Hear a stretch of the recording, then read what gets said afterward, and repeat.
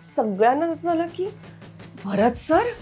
या चित्रपटात माझी भूमिका जी आहे ती अप्सरा नावाच्या बाईची भूमिका आहे. ही अप्सरा ना फटाकडी आहे. तुम्हाला एका क्षेत्रात पुढे जायचं असेल तर त्याच्याशीच निगडीत तुमची फॅमिली बॅकग्राऊंड असली पाहिजे असं काही महत्त्वाचं नाही आहे. कलाकाराच्या आयुष्यात असे खूप वेळा प्रसंग येतात जेव्हा एकदम काहीतरी चालू असतं आणि मशीन थांबतं. असं खूप वेळा होतं. कधी तुमच्याकडे सलग काम असतं, कधी तुमच्याकडे 2-2, 3-3 महिने, 6 महिने कधी काम नसतं. दिग्गज ऍक्टर्स असे आहेत की ज्यांनी ट्रेनिंग नाही घेतलेलं पण ते तरीही शिकतात. त्याचं सगळ्यात ज्वलंत उदाहरण समोर जे उदाहरण आहे ते म्हणजे भरत जाधव सर. त्यांच्या नाटकातले कॅरेक्टर्स त्यांनी ऑब्झर्व केलेले कॅरेक्टर्स आहेत. नमस्कार मंडळी, मी भाग्यश्री पुन्हा एकदा तुमचं स्वागत करते ओनली मानिनीमध्ये. आता थांबायचं नाही हा मराठी चित्रपट येतो आणि या चित्रपटातील नायिका किरण खोजे आज माझ्यासोबत आहे. नमस्कार किरण, स्वागत आहे तुझं ओनली मानिनीमध्ये. नमस्कार. नमस्कार किरण, बघायला गेलं तर अगदी नावाप्रमाणेच आता थांबायचं नाही चित्रपटामध्ये तुझ्या भूमिकेमधून एक किरण आम्हाला दिसतोय. काय सांगशील या भूमिकेविषयी? आता थांबायचं नाही हा खूपच तसा जवळचा म्हणजे सगळ्याच अर्थाने जवळचा चित्रपट झालेला आहे आता. कारण प्रत्येकाच्या तोंडी याचं नाव आहे की आता थांबायचं नाही आणि प्रत्येक वाक्याच्या सुरुवातीला आणि प्रत्येक वाक्याच्या शेवटी लोक स्वतःहूनच म्हणतात की हो हो जायचं आता थांबायचं नाही, हो हो करायचंय आता थांबायचं नाही. सो आता थांबायचं नाही. निश्चितच. म्हणजे तू जे आता बोलतेस की आता थांबायचं नाही, म्हणजे या नावातच एवढी ताकद आहे की मला वाटतं प्रत्येक मराठी माणूस ट्रेलर नंतर प्रत्येकाच्या डोळ्यात पाणी होतं. आणि भरत सरांसोबत काम करते, सिद्धार्थ जाधव सुद्धा आहे, प्राजक्ता सुद्धा आहे तुझ्या जोडीला. म्हणजे तुमच्या त्या दोघींचा सीन तर अफलातून आहे. काय सांगशील त्या पूर्ण अनुभवातून कशी गेलीस आणि कसं वाटलं?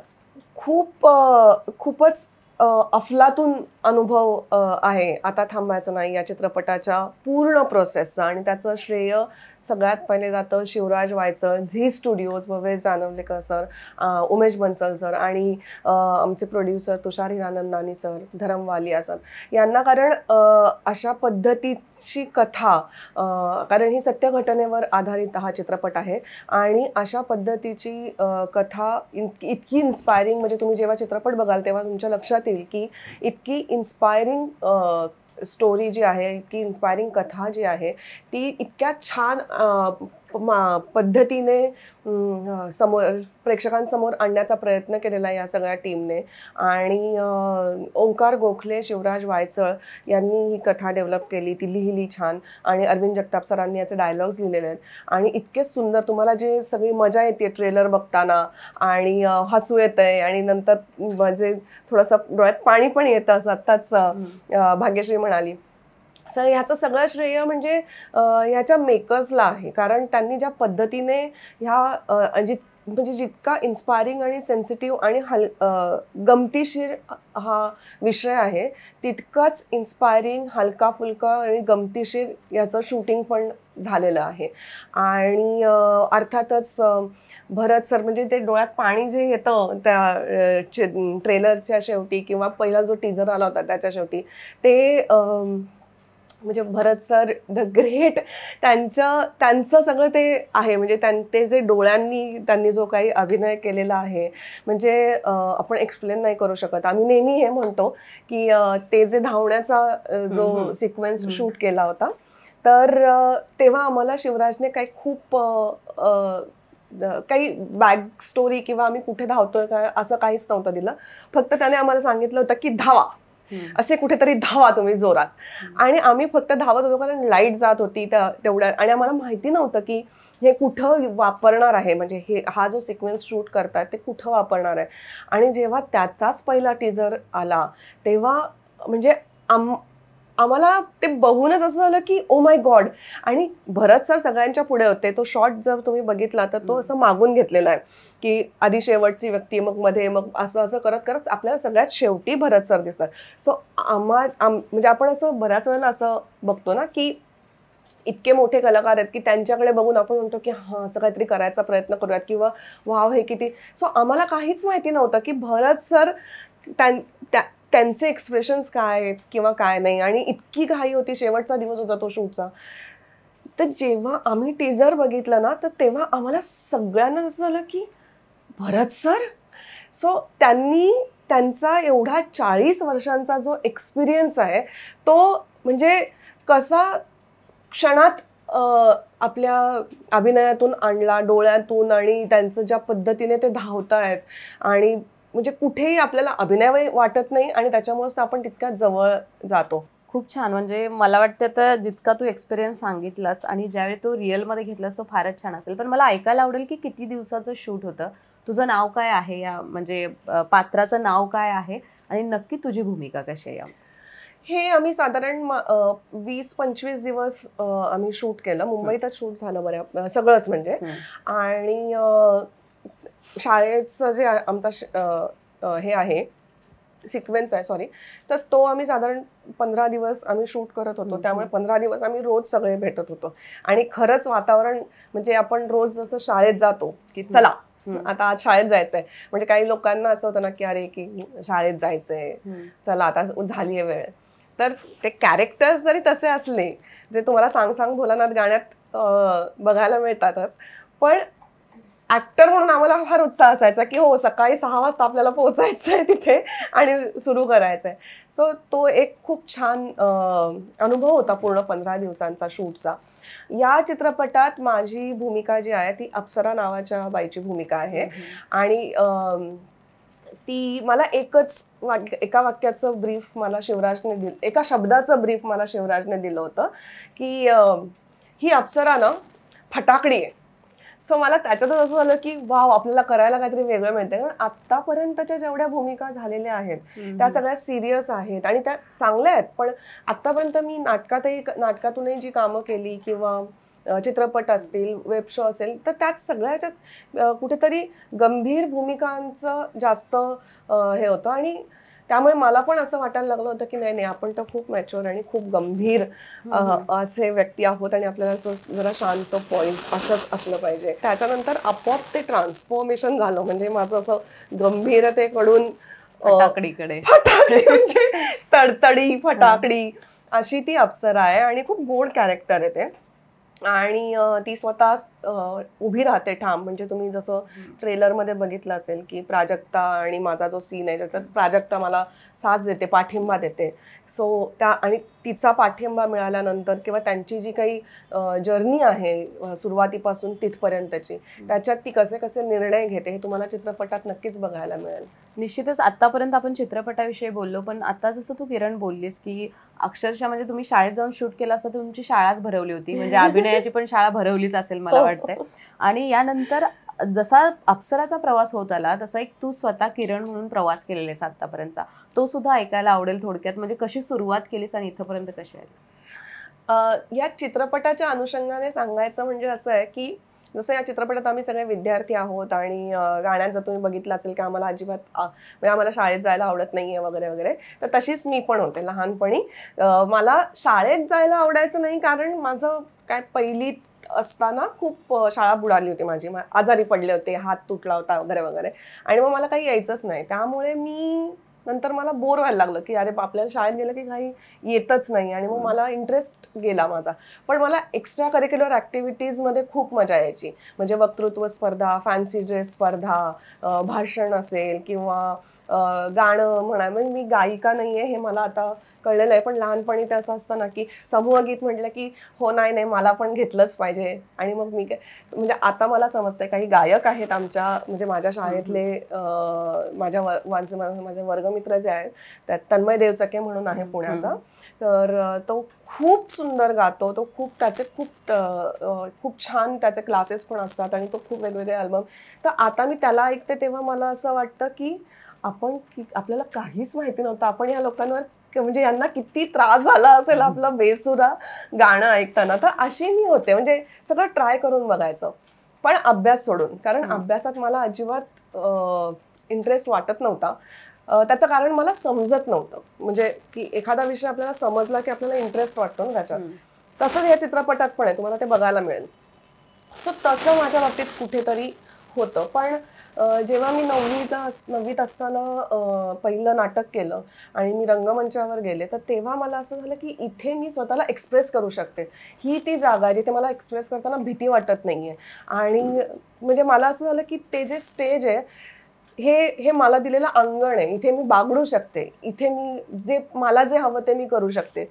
आणि तिथून तो प्रवास सुरू झाला. मग राज्यनाट्य स्पर्धा, एकांकिका स्पर्धा, मी नगरला होते तेव्हा दरवर्षी हिंदी राज्यनाट्य, मराठी राज्यनाट्य स्पर्धांमधून भाग घ्यायचे. आणि तेव्हा अभिनयाची पारितोषिकं मिळाली होती. म्हणजे काही मेडल्स मला असं सांगताना लाज वाटते, पण हा म्हणजे आहेत मला अभिनयाची 6 मेडल्स राज्यनाट्य स्पर्धेची. निश्चितच. म्हणजे मला वाटतं यामध्ये हसण्यासारखं किंवा मजेशीर नाहीच आहे, कारण किरण अभिनय करत असताना त्याच वेळी तुला अवॉर्ड भेटतो किंवा त्याच वेळी तुला पुरस्कार किंवा पदकं भेटतात की खरंच त्यामध्ये चांगलं काम केलेलं असतं. हा म्हणजे मला असं मी स्वतःहून कसं सांगायचं म्हणून मी असं कधी सांगत नाही इथे कोणालाच. मुंबई नगरमध्ये सगळ्यांना माहिती, कारण ऑफकोर्स मी जेव्हा नगरला होते तेव्हा हा सगळा प्रवास होता आणि तो तेव्हाचा होता. तो अचिव्हमेंटच आहे, पण तो तेव्हाचा होता. आत्ताच्या याला वेगळा प्रवास सुरू. तुझी जी आत्ताची जर्नी पूर्ण करत आलीस त्याची सगळी झलक त्या चित्रपटाच्या पूर्ण सीन मध्ये दिसते. म्हणजे तुझे एक्सप्रेशन दिसतात, तुझं रडणं दिसतं, हसणं दिसतात. म्हणजे तुमचा जो पोस्टर आहे त्यावर पण तुम्ही एकदम दिलखुलास दिसता दोघी जणी. तर मला किरण म्हणजे ऐकायला आवडेल की एखाद्या सामान्य घरातून येणं, बॅकबोनला आपल्या चित्रपट सृष्टीमध्ये कोण नाही, सामान्य घरातून येणं, इथं काम करणं, हे काम मिळणं सोपं असतं, अवघड असतं, कसं असतं, काय सांगशील तुझ्या अनुभवावर? तुम्ही असं ह्याच्यासाठी तुमचं म्हणजे तुमची फॅमिली बॅकग्राऊंड एखाद्या क्षेत्रातली असली पाहिजे. म्हणजे तुम्हाला एका क्षेत्रात पुढे जायचं असेल तर त्याच्याशीच निगडीत तुमची फॅमिली बॅकग्राऊंड असली पाहिजे. असं काही महत्वाचं नाहीये किंवा गरजेचं आहे असं पण नाहीये. म्हणजे असं जर तुम्ही नीट बघितलं तर खूप डॉक्टर्स आहेत, लॉयर्स आहेत, त्यांची मुलं जरुरी नाही की ते डॉक्टर्सच बनले असतील किंवा लॉयर्सच बनले असतील. आणि समजा ते बनले असतील तरी किंवा बऱ्याच वेळेला असं पण आपण बघितलेलं आहे की सामान्य घरातली काही मुली यासाठी डॉक्टर बनतात की नाही आम्हाला आमच्या गावासाठी काहीतरी करायचंय, आमच्या गावात एखादी व्यक्ती डॉक्टर नाहीये किंवा आमच्या गावात ही सोय नाहीये तर मला ह्याचंच शिक्षण घ्यायचंय. आणि ते ध्येय समोर ठेवून ते शिकतात आणि पुढे जातात आणि ते काहीतरी बनतात. सो तुम्हाला जर त्याचं बॅकबोन म्हणजे फॅमिली बॅकग्राऊंड तुमची त्या पर्टिक्युलर क्षेत्रातली असेल तर तुम्हाला माहिती थोडीशी जास्त असते, पण जरुरी नाही की ते गरजेचंच असेल. आणि अर्थात माझ्या फॅमिलीमध्ये माझी धाकटी आत्या जी होती संजीवनी खोजे, ती कवयित्री होती आणि ती नाटकातून कामं करायची साधारण 86-86 दरम्यान. तेव्हा माझा जन्मही झालेला नव्हता, पण मी हे ऐकलेलं आहे. आणि सो तिचं साहित्याकडे तिची ओढ खूप होती. आणि आमच्या घरात तसं बघायला गेलं तर म्हणजे स्टेजवरचे कलाकार नसले तरी सगळेच क्रिएटिव्ह पर्सन आहेत. म्हणजे माझ्या वडिलांचा बिझनेस होता स्क्रीन प्रिंटिंग, एनोडायझिंग आणि फोटोग्राफीचा. माझे काका, माझी आत्या, भाऊ बहीण म्हणजे सगळे कुठल्या ना कुठल्या पद्धतीने साहित्य या क्षेत्राशी जोडले गेलेले आहेत. आणि त्यामुळे पण बहुतेक असं असेल की माझी ओढ तिकडच्या बाजूला आहे आणि त्यामुळे थोडासा अवेअरनेस होता. पण मला असं वाटतं की असं नाही होऊ शकत की जर तुम्हाला काहीच माहिती नाहीये आणि मग तुम्ही कसं काय करू शकता किंवा तुम्हाला फॅमिली बॅकग्राऊंड, फॅमिलीचा सपोर्ट मला मिळाला, हे माझं भाग्य आहे. म्हणजे निश्चितच जर तुला मनोरंजन क्षेत्रात यायचं आहे तर तुझी तयारी असली पाहिजे, बेसिकली तुझं ड्रीम असलं पाहिजे. या दरम्यान बऱ्याच गोष्टी झाल्या, म्हणजे कोरोना काळात सुद्धा अनेक गोष्टी समोर आल्या की काही मालिकांचे जे अभिनेत्री आहेत, अभिनेते आहेत, त्यांनी स्वतःहून व्हिडिओ केले, कारण कोरोना काळ असा होता की कामच करायला जाऊ शकत नव्हते आर्टिस्ट. असं बऱ्याचदा होतं. म्हणजे कोरोना काळ हा सोडला तर इतर वेळी सुद्धा आर्टिस्टला काम मिळेपर्यंत, म्हणजे एखादं काम मिळालं त्यावेळी आपली इकॉनॉमिकली बॅकग्राऊंड किंवा इकॉनॉमिकली आपण स्थिर राहतो, पण समजा बरेच दिवस काम नाही मिळालं तर तो स्ट्रेस कुठेतरी येतो आणि कलाकाराची तारांबळ उडते का याच्यामध्ये? हो, म्हणजे कोरोनामध्ये तर असं होतं की आपण कुणीच घराबाहेर जाऊ शकत नव्हतो आणि आपण कुणीच काही करू शकत नव्हतो. तर त्यावेळी असं नव्हतं की फक्त कलाकारांनाच तो अनुभव मिळाला, पण तो सगळ्याच क्षेत्रातल्या सगळ्याच स्टॅच्यूमधल्या सगळ्याच लोकांना हा एक्सपिरियन्स आला की आपण काहीच करू शकत नाही. म्हणजे सगळं थांबलं होतं. जसं मशीन चालता चालता एकदम थांबतो तसं सगळं जग थांबलं होतं.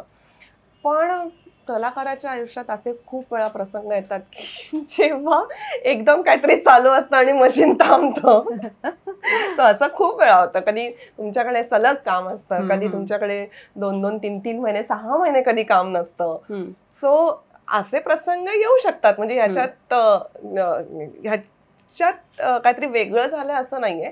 अर्थातच कोविडच्या काळात जी परिस्थिती होती ती वेगळी होती. म्हणजे तेव्हा कामही नव्हतं आणि आजूबाजूला जे काही घडत होतं त्याचा कुठेतरी मनस्थितीवर परिणाम होत होता.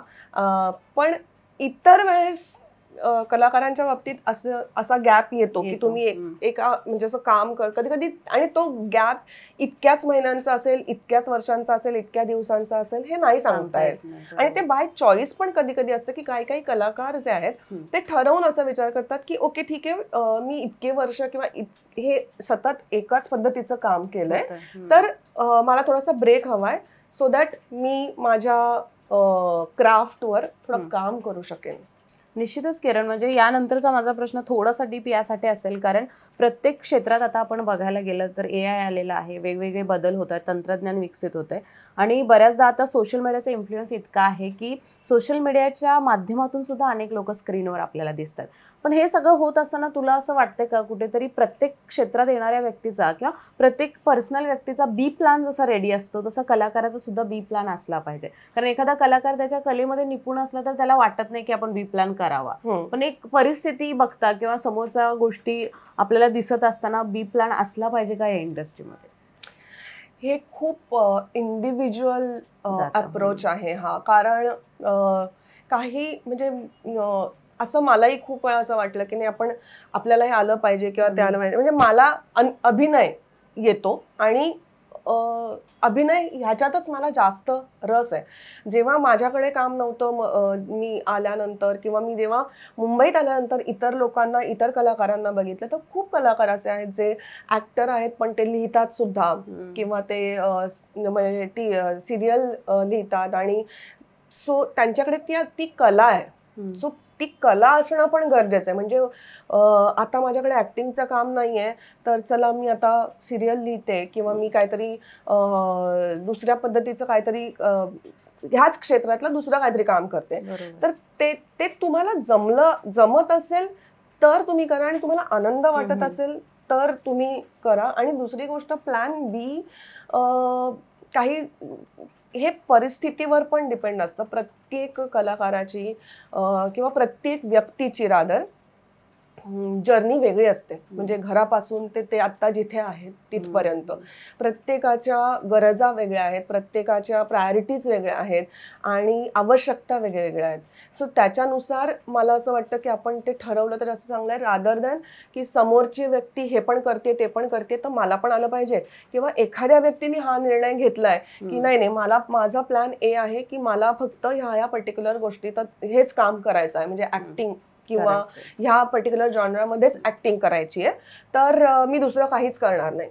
हा जर त्यांचा निर्णय असेल आणि मग तुम्हाला जर असं वाटेल किंवा म्हणजे मी पण ह्याच्यातून गेलेली आहे म्हणून मी सांगते की असं वाटू शकतं की अरे हो ते तर किती छान ना, त्यांनी असा डिसिजन घेतला, आपण पण घ्यावा. पण त्यांची जर्नी, त्यांची फॅमिली जर्नी किंवा त्यांचं अपब्रिंगिंग किंवा त्यांची जी काही प्रायोरिटीज असतील त्या माझ्यापेक्षा वेगळ्या असू शकतात. हे मी कधी कधी विसरू शकते. त्यामुळे मला त्या गोष्टीचं भान राहणं हे गरजेचं आहे. आणि मग त्याच्यानुसार तुम्ही प्लॅन ए ठरवा, प्लॅन बी ठरवा, प्लॅन सी ठरवा, पण जस्ट थिंक अबाउट की तुम्ही काय करताय, तुम्हाला ते गरजेचं आहे की नाही. आणि मला नाही वाटत की ह्याच्यात प्लॅन बी आहे म्हणून काही कमीपणा आहे किंवा नाही मी असं ठरवलं आता हेच करायचं आणि मी 5 वर्ष थांबलीये. फ्लेक्झिबल राहा, म्हणजे असं मला वाटतं. म्हणजे कारण मी एका पॉइंटला नव्हते तशी आणि त्याचं मी म्हणजे आता मला समजतंय की आपण काही नोशन्स आपण बनवून घेतो, त्याच्याने आपण आपल्याच क्रिएटिव्हिटीवर रेस्ट्रिक्शन्स आणू शकतो. सो त्यापेक्षा फ्लेक्झिबल राहिलं तर आपण बऱ्याच गोष्टी अचीव्ह करू शकतो. निश्चितच किरण, ज्या पद्धतीने तू बोलतेस प्रत्येक शब्द आणि शब्द खरा आहे. म्हणजे तुझं मत समोरच्याचं मत वेगळं असू शकतं. या दोन्ही गोष्टींचं भान राखून बोलणं हे त्याच वेळेत ज्यावेळी तुझ्याकडे तो अनुभव असतो. आणि हा अनुभव मला वाटतं तुला नाटकापासून जे सुरू केलंस म्हटलीस, त्यानंतर नाटक असतील, हिंदी मराठी दोन्ही भाषांमध्ये तू काम केलेस, तर हे सगळं काम करत असताना तुझ्याकडे एक अनुभवाची शिदोरी आहे आणि त्याच्यामधून तू आता थांबायचं नाही मध्ये एकदम कमाल करतेस. पण मला किरण विचारायचंय तुला, सध्याची परिस्थिती जसं की मी म्हंटल, सोशल इन्फ्लुएन्स लोकांना इतकं आहे की सोशल मीडियामधून सुद्धा स्टार्स डेव्हलप होत आहेत.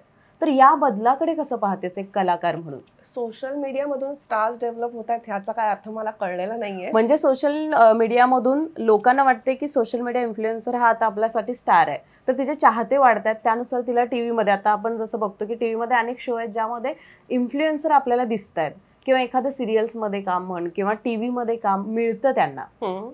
ऍज पर बाकीचे जे सामान्य माणसं आहेत त्यांना ती सुद्धा स्टार वाटायला लागते. या अनुषंगाने मी विचारते.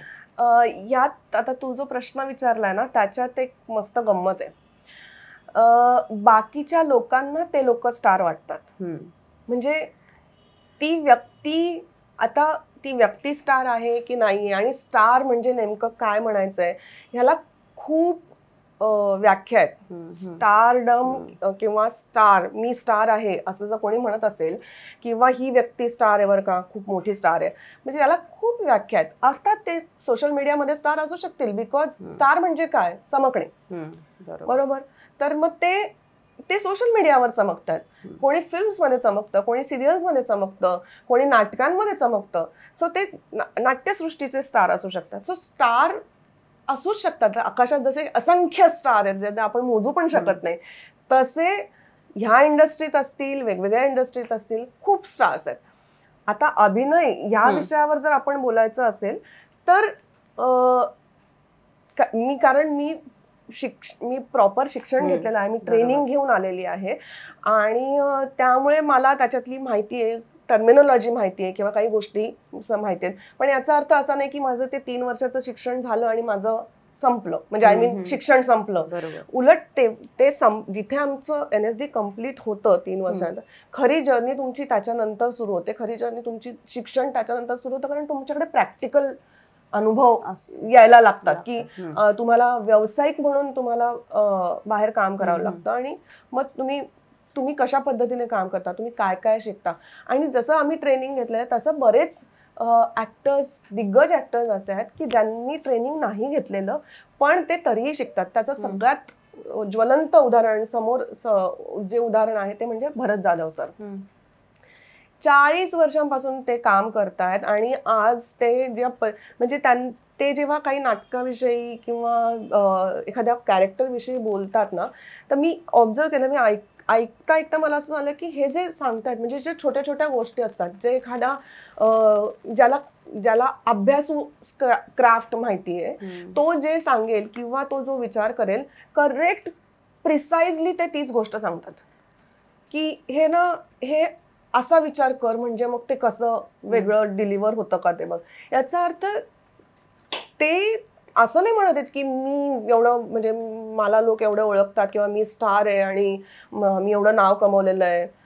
ते सतत अभ्यास करत असतात. ते सतत हे सांगतात की मी इतके कॅरेक्टर्स बघतो, ते त्यांच्या नाटकातले कॅरेक्टर्स त्यांनी ऑब्झर्व केलेले कॅरेक्टर्स आहेत, म्हणजे त्यांनी कुठून कुठून उचललेले आहेत, म्हणजे ते सुद्धा अभ्यास करतात. सो त्यामुळे तुम्हाला स्टार व्हायचंय की ऍक्टर व्हायचंय, की तुमचं काम तुम्हाला जास्त आवडतंय, काल इन्फ्लुएन्सर्स म्हणजे काय, ते आपल्याला इन्फ्लुएन्स करतात म्हणून आपल्याला ते स्टार वाटतात, पण ते त्यांना आवडलेलं काम येते त्याच्यामुळे ते करतात. ते सगळ्यांनाच जमेल असं नाहीये, तसंच ऍक्टिंग सगळ्यांनाच जमते असंही नाहीये, पण जर तुम्हाला इंटरेस्ट असेल आणि तुम्ही त्याच्याकडे उघड नजरेने डोळे कान सगळं ओपन ठेवून जर बघितलं तर ते तुम्हाला जमू शकेल.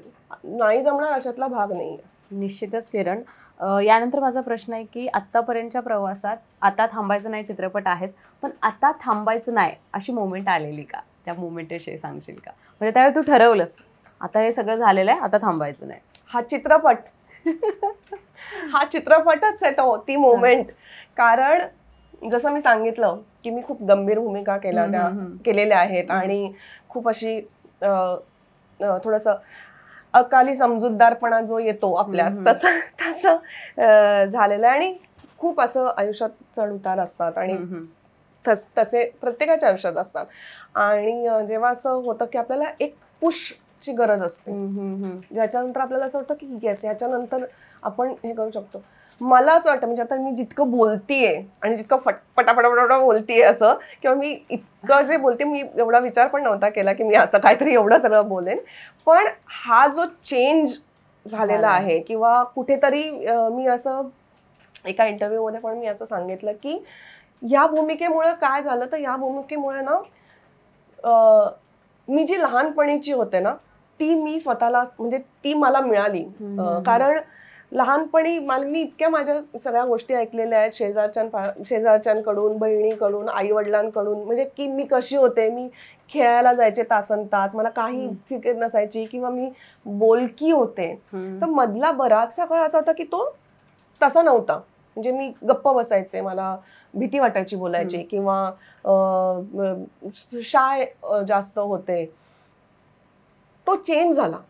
आणि ह्या चित्रपटामुळे मला कुठेतरी असं झालं की ती भूमिका करताना मला एकदम असं झालं की येस, हीच आहे मी. आणि त्याच्यानंतर मला असं झालं की येस, आता थांबायचं नाही. कारण आता जो एक्सपिरियन्स ह्या चित्रपटातून मिळालेला आहे, म्हणजे शूटिंगचा किंवा बिहाइंड द शूट डिस्कशन्स असतील सगळ्यांसोबतचे, सिद्धार्थ सर, भरत सर, किंवा शिवराज ज्या पद्धतीने काम करतो, त्याला आम्ही ऑब्झर्व केलं, तेव्हा मी बघितलं की इतक्या म्हणजे सगळी मोठी कास्ट आहे आणि सगळी एक्सपिरियन्स्ड कास्ट त्याच्यासमोर होती, पण त्याच्यात सुद्धा आपलं कूल कसं ठेवायचं आणि कशा पद्धतीने फोकस राहायचं हे त्याच्याकडून शिकायला मिळतं. एवढ्या सगळ्या गोष्टी जेव्हा शिकायला मिळतात तेव्हा असं वाटतं की आपल्याला ना एक बोट कोणीतरी धरलेलं आहे आपलं, किंवा आपल्याला एक धागा मिळालेला आहे आणि आता आपल्याला चढत जायला पाहिजे. सो आता थांबायचं नाही is the moment of this film. ह्या चित्रपटाचीच ही मोमेंट आहे की आता थांबायचं नाही. आणि थांबूही नाहीच, आम्हाला वाटते वारंवार आम्ही तुझे इंटरव्ह्यू घ्यावे. मला शेवटचा प्रश्न तुला विचारायचा आहे, तो म्हणजे प्राजक्ताबद्दल. हो, येस. कारण गोष्ट अशी असते की एखादी स्त्री ज्यावेळी दुसऱ्या स्त्रीला ॲप्रिशिएट करते, तिचं कौतुक करते, त्यावेळी तिची क्रिएटिव्हिटी वाढते किंवा तिचं धाडस वाढतं. जसं चित्रपटात आहे की ती तुझ्या नवऱ्याला चांगलंच झापते आणि त्यानंतर तुमच्या दोघींची गट्टी आम्हाला त्या फ्रेममध्ये सुद्धा दिसते. काय सांगशील तिच्यासोबत काम करत असतानाचा अनुभव कसा होता?